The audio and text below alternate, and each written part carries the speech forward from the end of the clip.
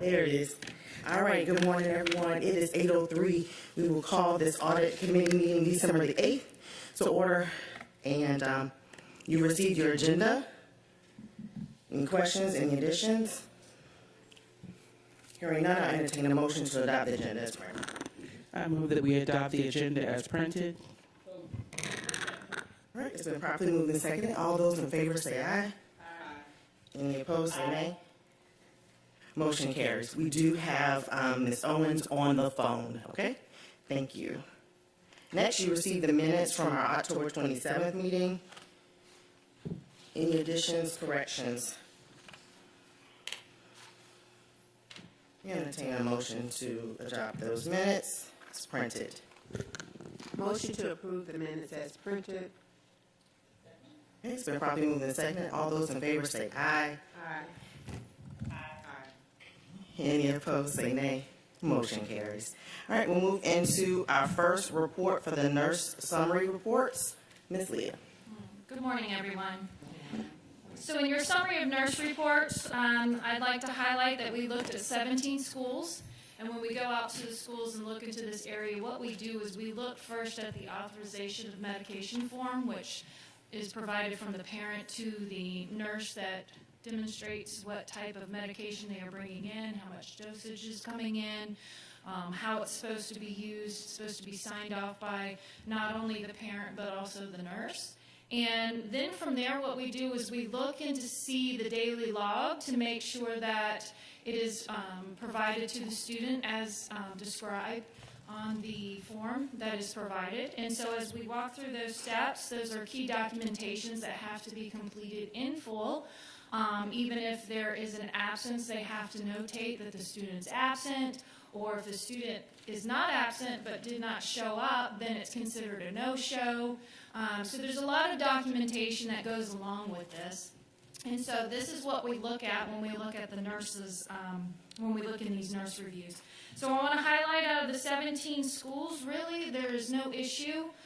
There is one school that is at 10%, but there's always a learning curve in those situations. But overall, we pretty much had no findings in our schools. We got the response from Ms. Wilson, that is the lead nurse for the district, and basically they will continue. They are aware of the noted deficiencies and are working with each staff and are providing guidance to continue their growth of knowledge in this area. The added areas just, show, what it was, like 2 of 12 students didn't have it and so forth, if you have any questions concerning those areas. Any questions? I have a comment. Go right ahead. Just anytime we get a report where there are no findings, I think we need to congratulate that department. Congratulations. And I would want to say, I think one of the reasons we have such a good report is the fact that unlike most school districts, we really have a nurse in every school, and you're not stretched out between 3 and 4 and 5 schools trying to make certain dosages are done like they're supposed to and all that. And so, once again, the superintendent's choice of spending our budget, if you will, on making certain we have that covered with nurses is very important, I think. So. Anything else? Do we need to adopt this one? Okay, all right. I'll entertain a motion to approve the audit report for the nurse summary. I move that we approve the audit report for the nurse summary. Okay, it's been properly moved and seconded. All those in favor say aye. Aye. Any opposed say nay. Motion carries. Thank you. We'll move right into our next report, the school nutrition summary report. All right, for the school nutrition inventory reviews, this is separate from the report that we brought to you a few months ago. This is the yearly one that we do, where we go in and conduct inventory in schools that either had a change in principal or we go back every 3 years. So with that, this year we looked at 16 schools. There are continuing issues with inventory. but vastly different from the year before, that I can say, with the major issue being that the issues that we found within this review is more of the count was different, whereas last year, which prompted the bigger audit that we did, was what we discovered is that some of the items were not on the inventory on hand report. So the items were in stock, this was last year, by the way, that the items were in stock but were not on the inventory on hand report. Those issues at the level that we saw last year are not occurring at all this year. So there's great growth in that area. So they are receiving the items at the point of receipt when they come in and making sure that they are on the inventory on hand report. So the percentages that you see here are ones where that the items reviewed did not match the quantity on the report. So again, that's where that monthly inventory review needs to continue to be continued improvement.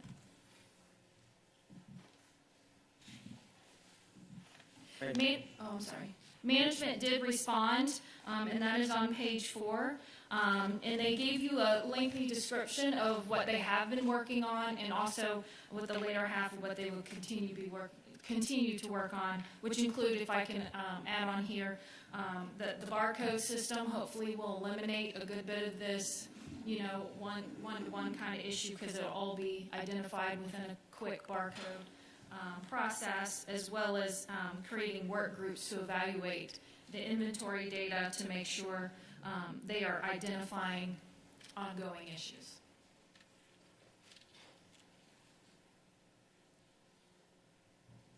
Any questions? Yes, go ahead. My question is whether or not the fiscal inventory is only done when you do an audit, or is it done annually? They do monthly inventories themselves. Because it's a perpetual inventory, they adjust it and then there is a yearly one, yes. So in their process of doing the monthly inventory, they did not recognize these deficiencies? Anita, I need you to come up. Can you go over here and speak to that?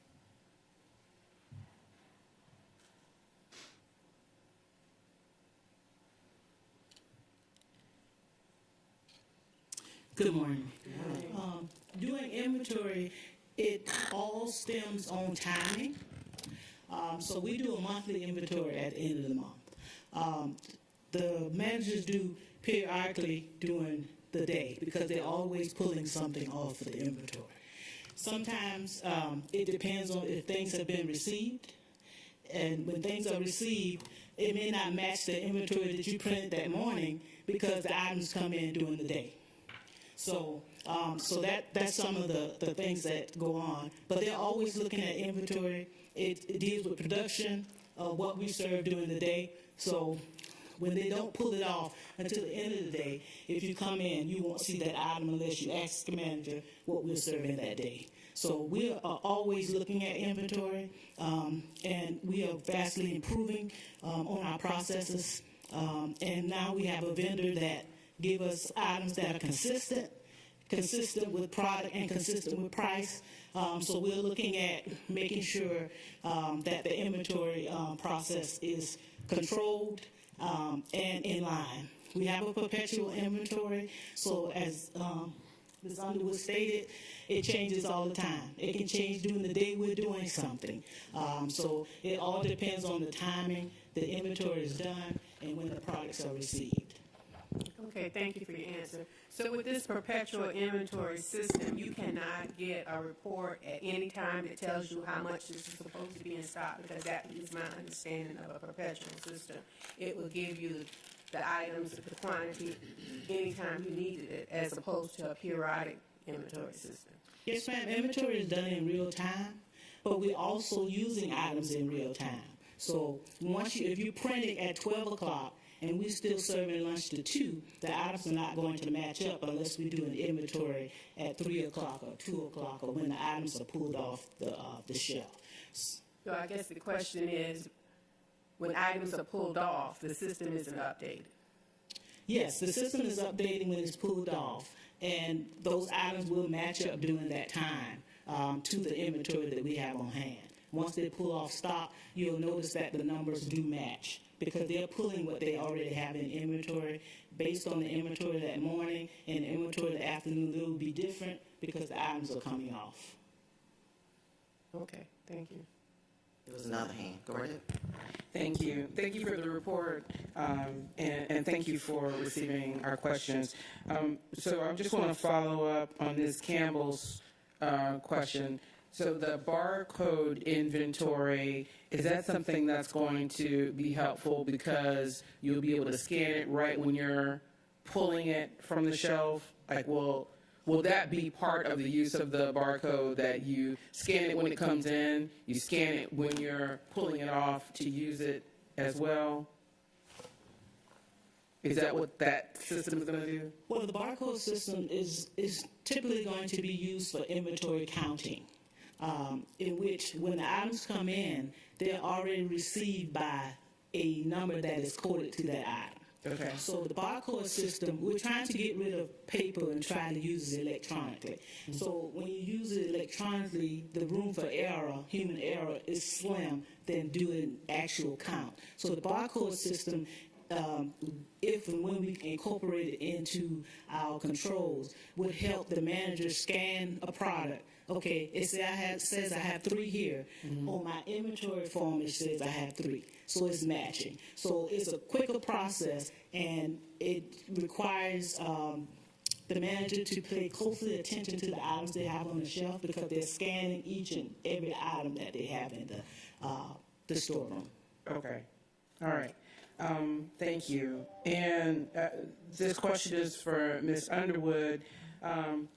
Our numbers in terms of the findings rate, is that comparable to pre-pandemic supply chain issues? Like these are higher numbers in terms of findings than we saw in the previous report, but they are actually lower in some areas than I would expect when the ability to get materials is so challenging.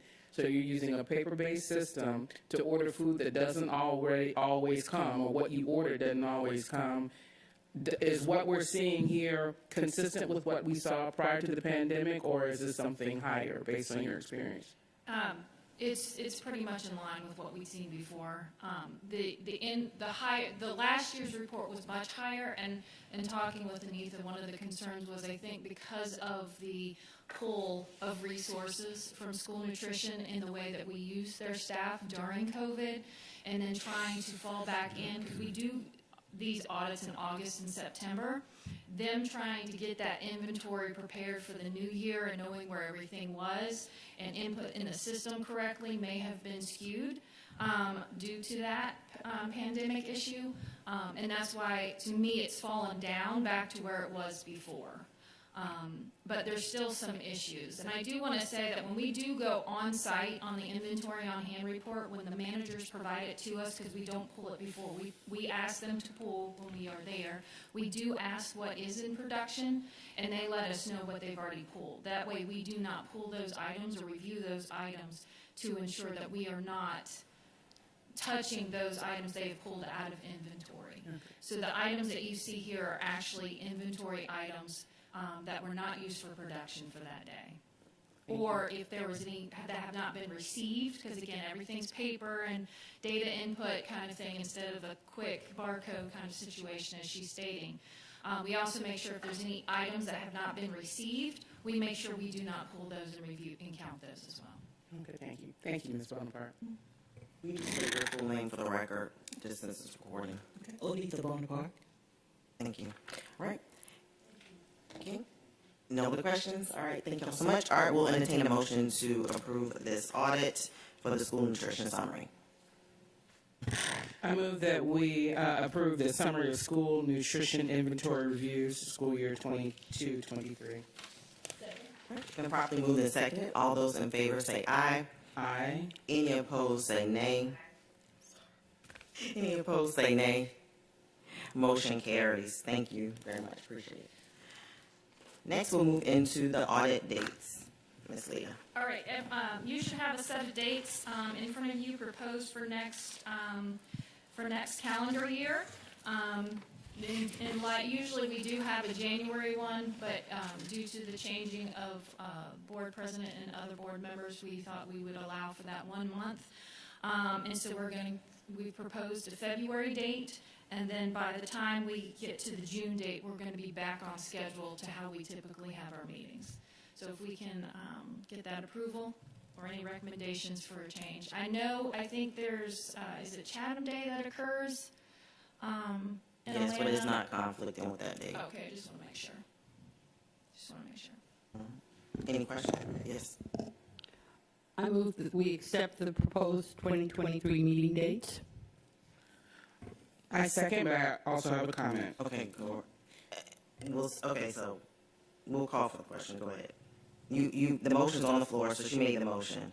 Did you have the question ahead? Okay, so you second it? Mm-hmm. All right, it's been properly moved and seconded. We can call for the question now, because you had questions, or move for the, is it major concerns? Not about, it can be made, it will not change the motion. There we go. Okay, that's what I want to know. All right. All those in favor say aye. Aye. Any opposed, say nay. Motion carries. Okay. Thank you. Sorry, I'm just used to doing it differently, where you motion, second, discussion, vote. So it Right. always, Yeah, I just didn't know what it was thrown off, so I wasn't sure if it was going to be specifically related to this or something else, so that's why. It's sort of, it's guidance. We've had a couple of rescheduled meetings that have fallen in board meeting weeks. I would ask how others feel about that, and if you feel the way I feel, like you don't want that to happen, that we suggest that staff don't put rescheduled audit meetings in a regular board meeting week. How do board members feel about that? I concur. Heavily. That's a great idea. So anytime they are rescheduled, make sure they're not the same board Right. meeting. Please and thank you. Yeah. Okay. All right, so we'll make that notation. All right, moving on to our next items, informational items, and I'll turn it back over to Ms. Leah. All right, thank you. So as was informed to us when we brought the school nutrition inventory audit a few months ago, the school nutrition department is going to come back and provide you an update on the status from the management action plan from that original audit, and Anita will provide that to you. Okay. One of the action items was to do a comprehensive examination of our organization chart. One of the things the department is doing with the help of the division is reevaluating all the job descriptions and making sure those job descriptions fit what is needed for the program, and also if the jobs align with what we need for the production of the program. So we're in the status of evaluating those job descriptions. We have 30 that we're looking at to make sure that they align with what is needed for the program. The second one, develop a standard operating procedure that align with the outlines identified in the examination. One of the things, as Leah pointed out, the inventory processes and findings prompted to look at other parts of the organization. And one of the things is having a standard SOP for inventory control, inventory counting, inventory receiving, from the time it comes to the door to the time it's put on a child's plate. So we, as a department, are working on standard operating procedures. We do have some in place, but we have to align them on what has been brought to the program as new items or a new vendor, new products, new procedures. So we have a group that is working on the SOP that is standardized for all managers, so everyone will be on the same page. So if you go to a school and evaluate one school, you'll see the same thing happening at all the other schools. So this is what the department is working on. Using SOP as a foundation, develop a strategic model for training school nutrition employees. One of the things that the state requires us to do is to use the standard training procedures that they have. Every employee for school nutrition has to have a certain amount of hours each year that is required by the professional standards and the School Nutrition Association. Those items we do consistently, but after reviewing the report, we knew we needed more. We need more to revamp the program to allow employees to grow within the organization.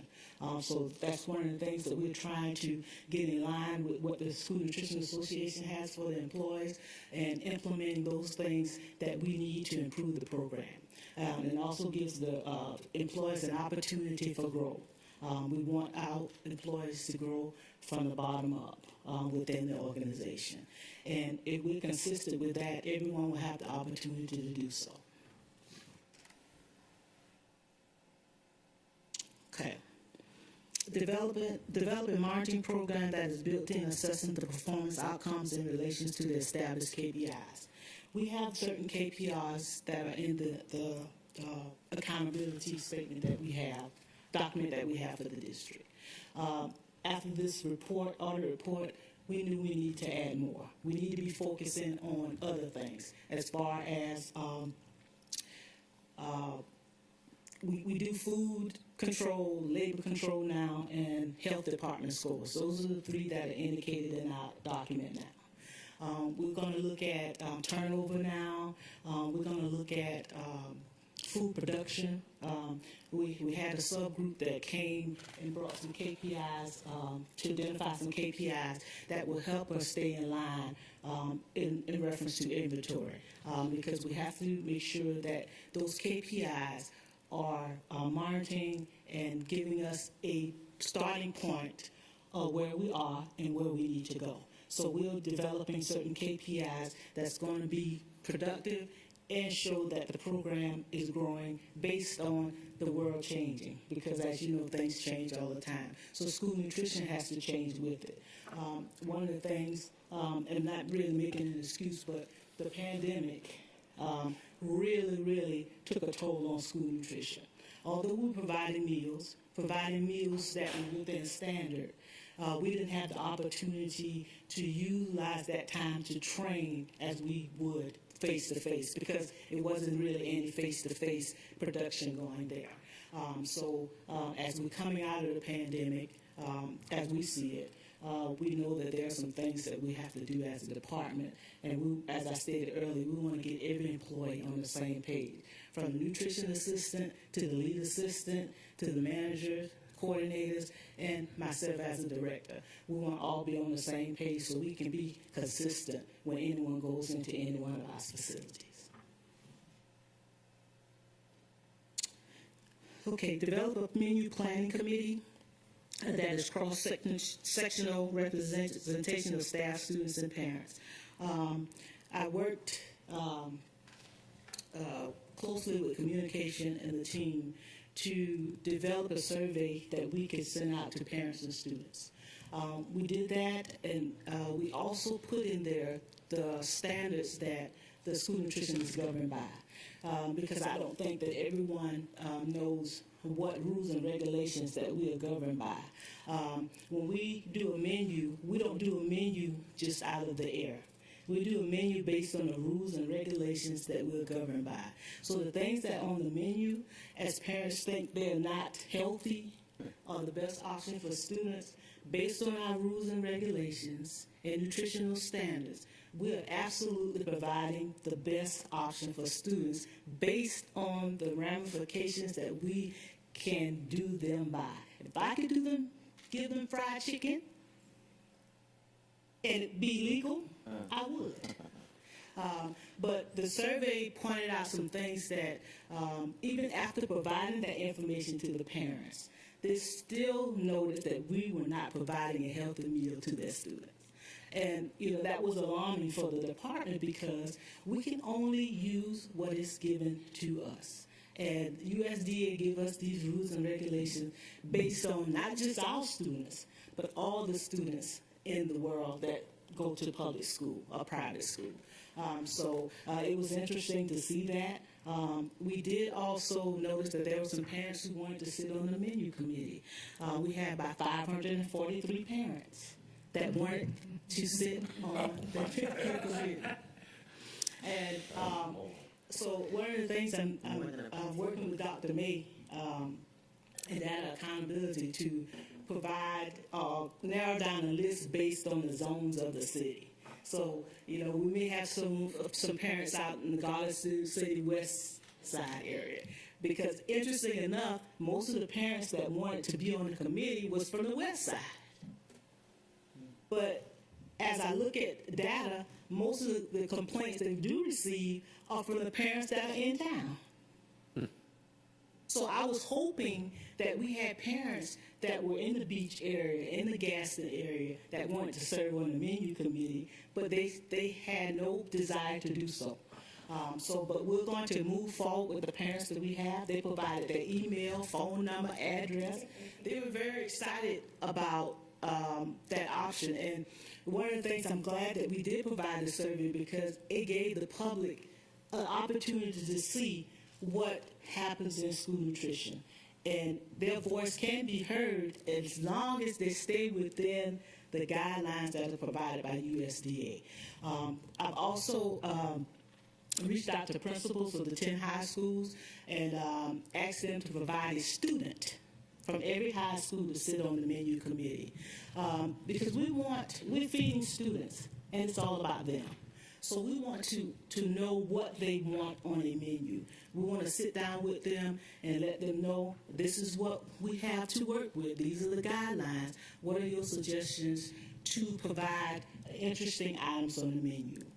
We also try to provide with them that we do have items, we do have a bid, we do have a vendor that provide items that are within the rules and regulations. So we're going to give them everything they need to help the department develop menus. We also are working on a district-wide food show. And that show will provide new items that are suggested by the menu committee, give the opportunity for the public to taste these items, look at these items, and give them the nutritionals of what they entail. So they'll get a buy-in on why we do the things that we do, why we have menus, healthy menus that incorporate fresh fruits and vegetables. So we're really excited about involving the public in. We realize we cannot operate in a silo, that we need the help of our partners, of our community partners, of our students, and of the public. Sure, go ahead. I'm sure back in the day, like my husband, he went to Johnson High School. Fried chicken, mashed potatoes, corn, that was the, so we have to do a better job, I think, of educating our children from very young ages about nutrition. I think that's what's missing, and the American diet is so highly processed food ready that we've lost the concept that you eat for your health. That's kind of gone out the window. So I'm glad you're getting some students involved. I served meat when we went into the schools to serve meals. I saw that one of the sides happened to be mushrooms, and they were delicious. I was shocked that was one of the items that our children had, just a bowl of mushrooms. So I watched to see how things went, and some of them would take it, some of them would say no, but just the fact that we offer mushrooms, that's a good indication that we are trying to do what we should by our kids. But I really think the whole thing is about educating students who can then go home and stop complaining to parents, because that's where the complaints, I guess, come from. That's how the parents know what they're eating or not eating. And I also noticed that we waste a lot of food, that kids will take that whole tray and then half of it goes in the garbage. That's another problem, what we're going to do about that. But I applaud you for, despite the criticism, keeping our children as healthy as possible through what we serve. Right. I know it to be true about the West Side because I represent the West Side from the Effingham County line to Gwinnett Street. And during my campaign trail, you would be surprised with the number of questions that I received about the menu. This is a big deal. The lunch menu is really a big deal. Are you doing anything creative within the DA guidelines to make the menus more tasteful or what word I'm trying to think of. For the students to, you know, and to want to participate with lunch, because they really don't need it, especially the high school students. Most times they just skip lunch. How they do it, I don't know. So is there, I know that you have to operate within the USDA guidelines, but is there anything creative that you can do to maybe engage more students?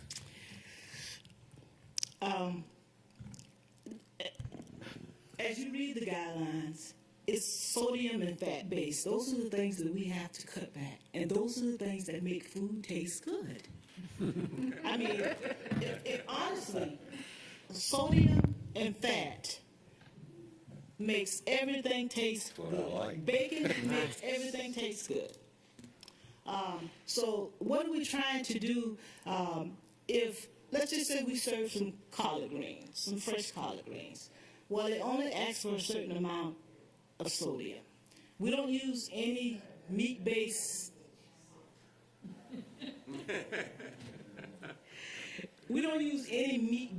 products. We use vegetable-based to give it flavor.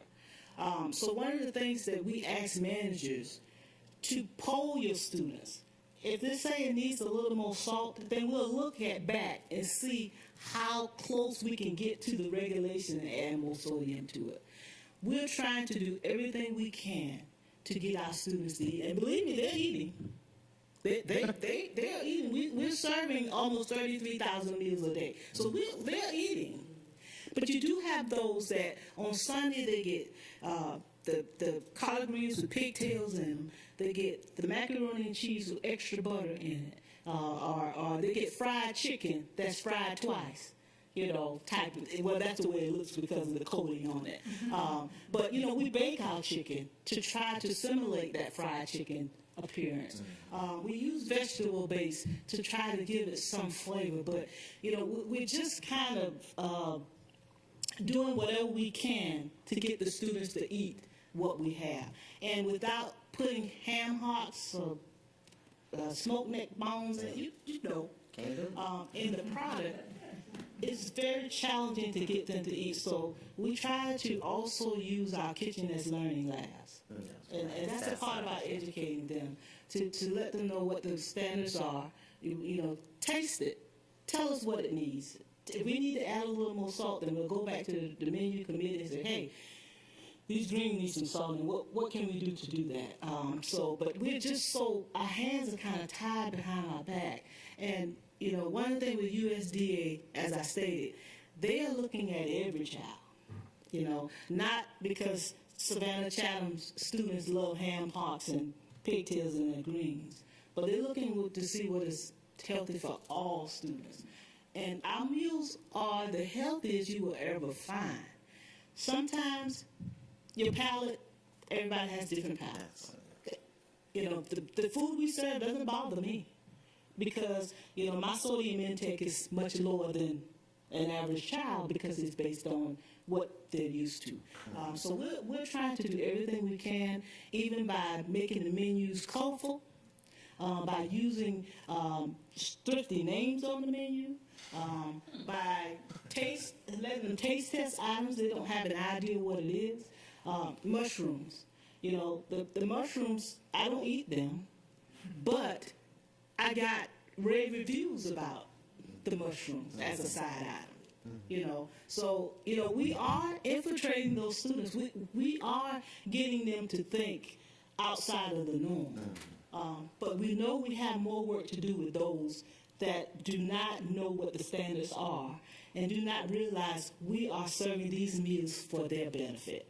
So, you know, we do have some work to do. I would love for you to sit on the committee, the menu committee. There you go. There you go. All right. Dr. Book, go ahead. Ms. Bonaparte, when I have been behind the line serving at schools, one of the challenges you folks face is the diversity and the difference in our kids and their palates, if you will, because I have heard time and time again from parents, food's not good, it's not this, not that. I don't agree with that and what they're saying, but my experience was a good number of our kids come to school hungry, and you don't see many throwaway food plates from those schools because they come hungry and they want to eat. And to me, you have to obviously balance that with who you're talking to as your audience. One of the things I've always been amazed at, and it's especially true, I think, at some of our West Side schools where there are two working parents and trying to get off in the morning and that kind of thing, where when I look at what mom and dad have sent to school instead of eating our meals, where they're bringing their own lunch, it reminds me of what I did with my own kids years ago, because it's a bag of Cheetos and it's the processed ham and cheese in a little package and things like that. And I wonder if we could perhaps try to serve a new purpose with them in, and I think I'm talking to communications people back there, but if you could almost come up with a monthly newsletter that addresses some of these issues and, give us a picture that shows the Cheetos and the processed ham and cheese and how many calories and how much fat and how much salt, as opposed to a typical meal that we serve, and try to help some of those parents who realize that just convenience is not really serving that child very well. And we can't really do anything about those parents except deal with them as they become obese and that kind of thing. And I would just like to see us sell ourselves better, because the food you give is nutritious, and the kids that probably need it the most are eating it and not complaining. They may complain to mom at home, but they're not complaining. Last question. We still offering breakfast to all kids? Yes, sir. Yeah. Free breakfast, right? Yes. Yes. Breakfast at no cost is what, Right. how we stated. Right. But I think that that needs to be reinforced all the time, not just for the parents, because I can tell you the parents that use it really know about it. But I've had many, many parents across the district say, I love the free breakfast. I feed my kid breakfast at home, but in the morning when we're all running late, that free breakfast is something special. And so I just, those kinds of things to me help sell your larger product, which is nutritious food for our children. So, and one last thing on going back to the training, as you were reporting earlier, the most impressive thing to me with our food service people, and for a good number of years now, I have, every school I've gone into, I've gone in the kitchen first, because I know how important the cooks and the people who are serving the food are. And I've seen time and time again, those staff members, as a kid comes through, they know who's coming to school hungry, and they know how they can help, and they make sure that they take a special moment with those kids. That is a part of our service in the district that cannot be denied, nor can it be duplicated. But when you try to train folks, the training is going to be hard, as you already know, to work in training within a day of cooking. And not only working in training, but telling folks that are used to cooking one way, that these new rules and regs have got to be used and applied. And that's a tough job for you and your staff, but I commend you for what you do. I'm a little bothered by the inventory thing, and that's a bureaucratic kind of thing. That doesn't have anything to do with how good food tastes. But I think you continue to work on that too. Okay, thank you. Sure, go right ahead. I remember a few years ago we had the food truck. There was a sample. They were they were taste testing different items on the food trucks. Are we still utilizing food trucks? That was just a pilot program during that time. That was one of the new items we were bringing to the menu, and that was a way to get our students to test it without bogging down the cafeteria. So we brought the vendor brought their truck to showcase the product. So it's an awesome idea.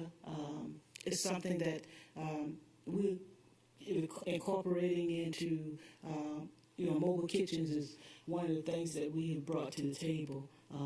We have one in production that should be here the beginning of the year, and we're going to utilize that to just bring a different scenery to schools. The food won't be any different, but how it's served, is different. So, when you do that, they'll come running, even though it's the same item.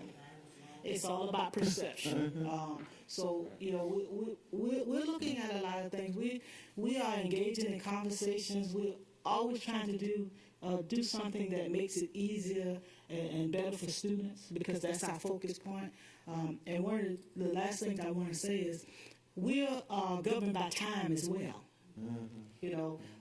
Breakfast is unstructured time. Students come through and they go to class. So we may not capture as many students as we would like because of time. Lunch is structured, so we serve more students during lunch because it's a structured time where everyone gets a chance to come to lunch. Although, in my opinion, as a director, it still isn't not enough time to serve a student and them sit down and enjoy the students. As you know, in high schools, they're social butterflies. So once they get their plate, before they even start eating, they're talking. I have a question. Okay, one moment. So time is not on our side, but in talking about the processed items, Ms. Hall, we're trying to switch over to doing everything from scratch, but that takes time. And so we have to do some training where, all of our products cannot be made from scratch. That's just something that is impossible to do.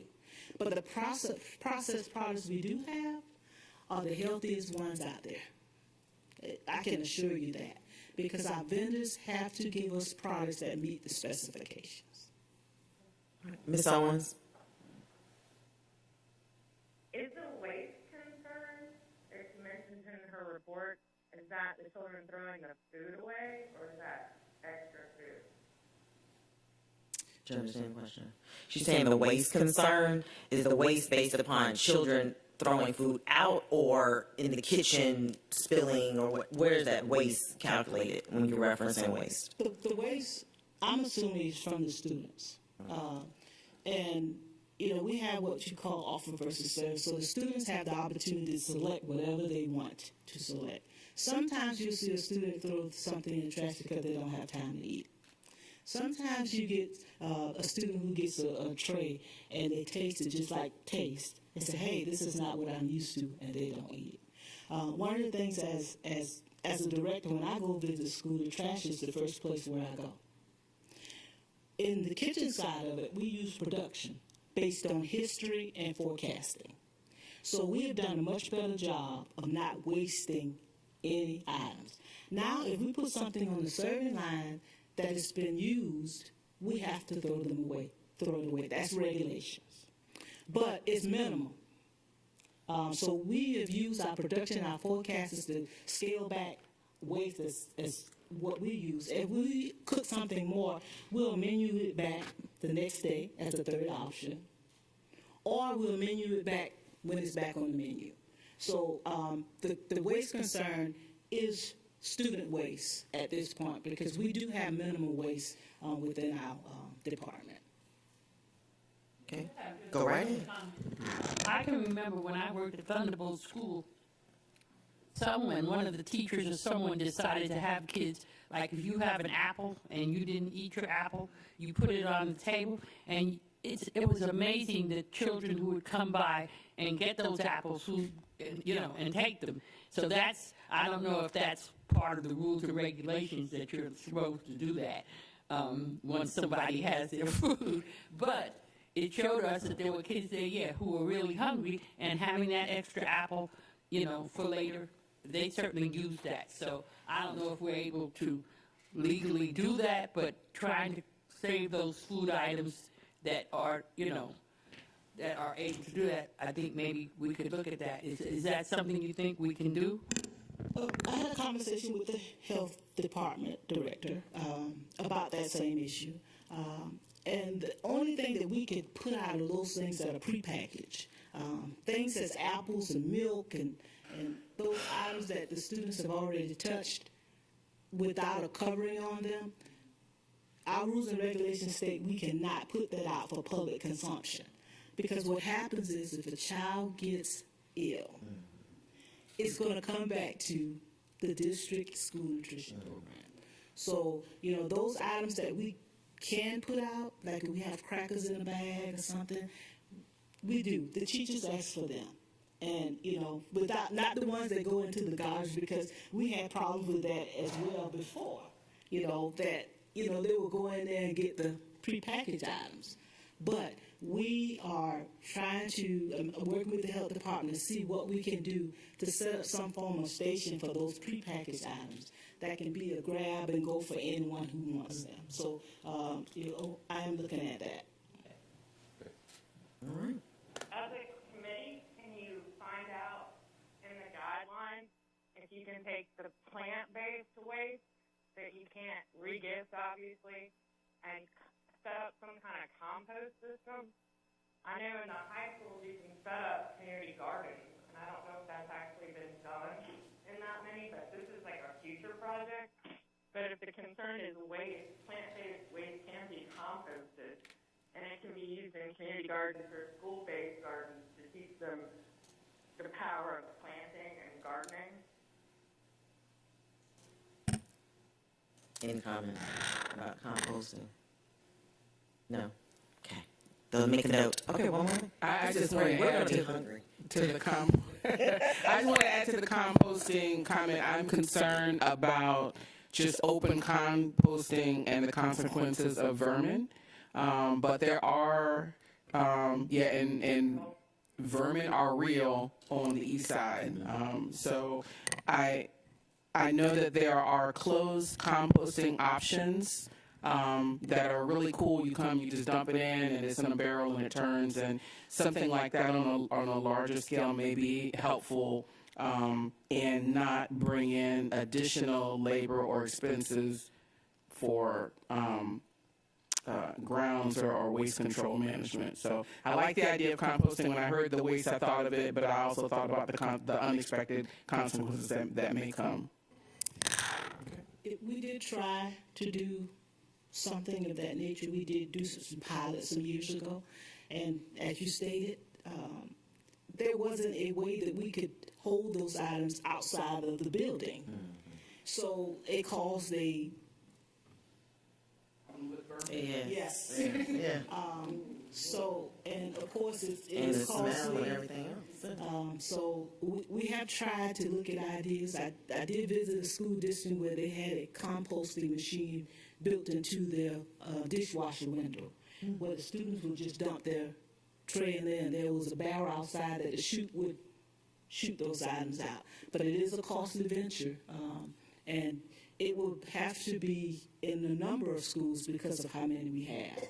Because I can't see us putting waste on the back of in our vans or on a truck or to go to a school that has a composting machine. So, but we have looked at that, and those are some of our major concerns as well. Okay. Anyone else? Thank you for the thorough follow-up. Yeah. All right, we'll move on to our next items. For the last item, I would like to thank Ms. Denise Cooper.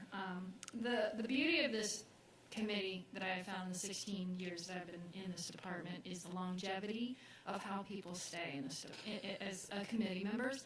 And I want to thank all of you that devote that many years, first off, before I just, highlight the two that we have leaving today. But it's a wonderful committee that I greatly appreciate you all taking the effort. And as Richard is a newbie, I look forward to spending many years with you as well. But I appreciate the insight that you have always provided, and also the longevity of the stay. You're still interested. You're still continued. And continuing to serve. So I first like to point out Ms. Denise Cooper has been with us for 8 years. So thank you. Both as a member and also as a chair. And for those who don't know, her mother, Connie Cooper, was also served. So we have a family tradition. So I greatly appreciate that as well. So I know I didn't prompt anybody, but does anybody have any words that they would like to provide Ms. Cooper? I would just say I was gonna say about Denise's mother. It is the chair of this committee has always served for a long, long time, and I've been involved with the board off and on for quite a while now. And the Cooper stamp was always on almost every one of those years. Yes. As the chair, and it is a commitment of time, but I also know, knowing the people who have served as our chairs, it's a commitment of love, because they have enjoyed this district and wanted to be a part, and they're exactly the kinds of community people that we need appointed that are not necessarily always looking to find fault, but are looking to support and help us grow as a district. And Denise, we appreciate you very, very much, and thank you. Thank you. I would just offer that Ms. Cooper has been steadfast in working with our staff. This is the committee that is unique from other committees in that it directly answers to the board, and it makes sure that our accountability for how we are handling trust resources is handled well. And that means that the chair is working with the board chair and with staff. We are reading copious amounts of information. We used to meet at 7:45. And Ms. Cooper would be here before going to court and meeting her other obligations. So I just really appreciate your consistent, very capable service over these years, because it's really important for the function of the board, and it's really important to the community. And the last but not least, Dr. Joe Buck. He has served with us for as many years as he has served as board president. I hope everybody had the chance, if you haven't, to view the meeting yesterday of the board meeting, and view the wonderful words that were provided to him in his service. My history with Dr. Buck goes back to when I was an Armstrong student. So my first time meeting him was as dean of students, and everybody's like, "Oh, there's Joe Buck. There's Joe Buck." And I'm like, "Who's Joe Buck?" I'm like, "Oh, he's such a cool guy." Did you have a discipline problem? No, I did not. You were walking to the quad. They were like, "Oh, there's Joe Buck." And so I was like, "Who's Joe Buck?" "Oh, trust me, meet him." And I didn't even have to introduce myself. Dr. Buck, that's just always been your personality, is to engage with students, whether it's K-12 or higher ed. And I appreciate your love for this community. I appreciate the love for the school district. And most of all, it's been an honor to serve underneath you for all these years. Thank you. Awesome. Well, first I want to thank Dr. Buck for the appointment and the kind words. Certainly I appreciate all the service, early mornings, and just the dedication of the department. So I was going to hold my comments, but I'm going to interject that with yours as well. So thank you for your service. I know from Leadership Savannah and all around, I will definitely see you, and thank you for your dedication. Thank you. Go ahead. Okay, Dr. Buck, I came on under your chairmanship, and it's been a pleasure, as I told you yesterday, to work with you all these years. And I look forward to you staying in touch with us and, kind of staying involved. But I also want to say that you came to us when we were going through a very turbulent time this last term of yours, and you came on and got the ship steady, and now we're ready to move forward. So thank you for everything. I have to say, I was laughing when you were saying what you were saying, because Connie and I have gotten to be good, close friends, but throughout COVID, where we were not meeting in public, like many people, I was not always dressed appropriately, sitting here for a Zoom meeting, and Connie would tell me, you need to dress up like if they were here. Those pants are just not dress pants. She's kept me in line for 4 years. I would like to say to Dr. Buck that I really appreciate your service and your guidance. I met Dr. Buck through Leadership Savannah as well. And then here fussing at the podium about the design of the new Beach High School at the time. And upon joining this core, your leadership has been really the standard bearer for what we've experienced on this board. And I also say that he don't have to be here because the board chair don't have to come to the audit committee meeting, but he does. There are, it's open to everyone. And our fellow board member, Dr. Howard Hall, she comes. She's not on the committee. She's here and drives across town because she sees this as important, as has Dr. Buck for, most of the committees, most of his term. And that has not been consistent over time. So that just shows how committed he is, and we're going to miss you. I'll miss y'all too. I may just come to this meeting because I'm up anyway. Right. Dr. Buck, I would like to say thank you for your leadership. I did not know you prior to serving on this committee, but it has been a pleasure getting to know you, and you will truly be missed. And thank you for the confidence that you have in me and my skills and experience. Thank you very much for being here. Thank you. Go right ahead. Yes, as I said yesterday, the buck doesn't stop here. I enjoy this committee. I live on the Effingham County line, so I have to leave an hour early to get here. But this is a very important committee to serve and to observe. So I appreciate this committee. And Ms. Cooper, you are really phenomenal. You are a great facilitator. And Dr. Buck loves it because you're time conscious, just like he is. And I just found out that you were Mrs. Cooper's daughter? Connie Cooper, I'm sorry. Connie Cooper's daughter. I didn't know that. So it's a pleasure. It's been a great pleasure just to sit next to you every month to see how well you organize and facilitate these meetings. And Dr. Buck, you will definitely be missed. And I'm hoping to see you during our monthly board meetings out here, sitting in that chair to provide. I'm going to sit in the corner where the one that always comes to speak against it. I'm going to take her place. You're going to take it. So thank you for everything that you're doing and continue to soar high, both of you. Thank you. Thank you. Yes. I see that our chief nurse has gotten here, and she missed all her accolades earlier. Go right ahead. So I just wanted you to know that Ms. Underwood said she had no findings, which is superb. So we thank you for your leadership with that.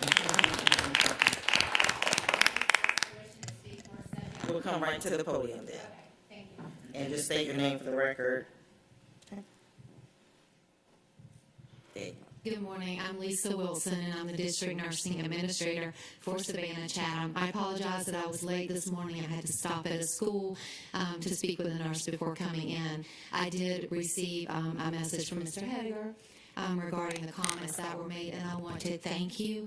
But mostly I want to say how much I appreciate not just being the leader, but the confidence that has been given to the nurses from this board led by Dr. Buck. When I first came on, we were not a part of the audit process. Ms. Underwood and Ms. Lozola were so gracious to include us and allow us to be a part so that we could help standardize our clinic. That was something that we really wanted wanted. And if any accolades have been issued on behalf of the board for the nurses, it has truly been a team and a district effort. And Dr. Buck, there is a verse that I hold on to, and it is, let your gentleness be apparent to all. And I just want to tell you that when I met you, that was something that stood out to me, was your compassion and gentleness. Firmness, yes, but gentleness as well. And I hope to follow in your footsteps. I mimic my leadership after the way that I've been led. And I want to thank you on behalf of the Savannah, Chatham County nurses for all that you mean to our team. Thank you, Lisa. Awesome, awesome, awesome. As we, I know, because I haven't even said my last comment. I want to Richard. I just wanted to take this moment to Yes, introduce there we Richard go. Sanders, who is a new community member for us. And if you've known about Richard before, he's very active in many things and does many things in our community. And we're thrilled he's a local attorney, but we're thrilled to have him join us and be a part. And we hope your tenure is long-term also. Yes, yes. Welcome, though. I appreciate that. Thank you. Dr. Buck did it. That's what I wanted to make sure that Attorney Sanders was acknowledged and welcoming him to this committee. I'm pleased that you accepted this opportunity. So I know that you will be a great addition. I want to acknowledge this department. For 8 years, I've seen it transition from several leaders and so forth. And for these two women to have taken the helm, I think that is not something that you can snub your nose at when women are not always at the top in various positions. And Ms. Underwood and Ms. Lozola have done a phenomenal job for whatever. Audit is not the fun and sexy place. We just had a great time on food, but audit, let's just be real. Nobody wants to see them coming. You know, they're not going to talk to you. They don't want to do any action plans and all this stuff that you come up with. But you all have been with dignity, grace, and excellence, and your level of interest and concern for detail is absolutely par excellence, no matter what it may be, because at the end of the day, you're doing a job people don't always want to participate in. We've had the annual reviews from external auditors coming in, and the results have been phenomenal. And I want you all to just be proud of the work that you're doing, no matter what goes forward. Every time you step in those schools and work with those departments, you should be proud of the work and education that you're doing. So I appreciate you all. I mean, this is not even my wheelhouse, totally community, you know, and so you have made it palatable, since that's the word today, for me to even engage in these numbers, and so it makes sense. And if you can break that down, I learned that in law school, if you can break it down to someone else, then you truly understand it. And both of you all have been able to do that. And so I thank you for your service. I thank you, all the departments, because they still have to work with you too. So thank you everyone who shows up at this 7:45 meeting that turned into 8 a.m. I think we tried 7:30, all kind of numbers. But now we're at 8. I thank you for allowing me to run in and get going, and I appreciate you moving along with the agenda. Every person in here, thank you for allowing me to serve and be with you all. And I know that I'll see you again. This is certainly not the end for anything, because that's what we do as dedicated servant leaders. So I appreciate each of you, look forward to seeing you, and thank you. If there's nothing else, because no eulogy, as Dr. Buck just said, we're going to actually, and look at that, it's 9:06 now, all right? We are staying adjourned. There are no more questions and concerns. 9:06 a.m. Thank you.